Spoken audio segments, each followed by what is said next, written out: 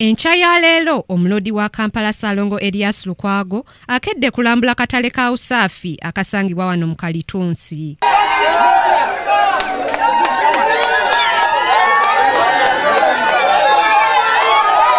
Lukwago abadde agenze kulaba emirimu bwe gitambula mu katale kano oluvannyuma lw'envuvuuma ezibadde ziwulirwa olw'ebyo ebibadde tebigenda bulungi mu katale kano. Ono asoose kulambula akatale n'oluvannyuma ne yeevumba olukuŋŋaana n'abasuubuzi abamubuulidde embeera gye bakoleramu. Lodi Mayor kati ndi wano ndi mu bbanga sirina bwendi sirina bwogereso n'ekikoze bulungi omulodi okuba ng'ozze mu maaso gaffe okuwuliriza ebizibu byaffe tuli mu masiga.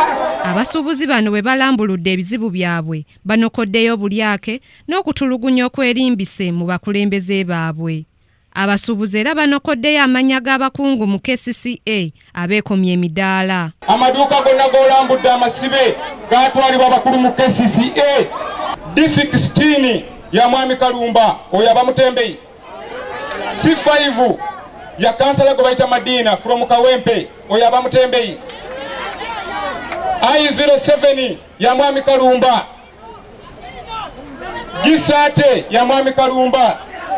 F17 ya Mwami Kalumba. Lwaki batuyigirizibwa kutuuka ku ekyo nze kyensaba balondera abafuzi abafa abatufuga mu muntu nga nawuliriza ensonga y'omuntu wa bulijjo. KCCA kibbiro era babbi lwaki njogera bwetyo diru za wano mpanvu nnyo era ogenda zisosonkola zijja kutuusa n'entuuyo zijja kutonya. Lukwago asuubizza okukola ku nsonga z'abasuubuzi bano. Ffe ng'abakulembeze wano tugenda kukola ku ky'obukulembeze obutereeza. Nyina olukiiko lwe bayita business committee ngenda kulaba bwe tutuula ensonga ya Usaafi okugiteeka ku agenda naffe tugiteeseeko mu lukiiko lwa KCCA.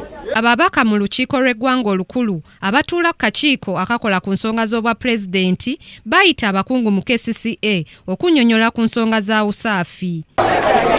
Akatale ka Usaafi okutondebwawo kyava ku kitongole ekivunaanyizibwa ku kibuga ekya KCCA okugoba abantu abaali batundira ku nguudo okujja bakakalabiza emirimu gyabwe mu katale kano.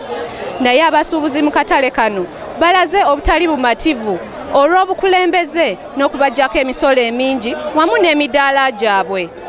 Grace Nantale Kakooza, Kingdom TV, amalindirire.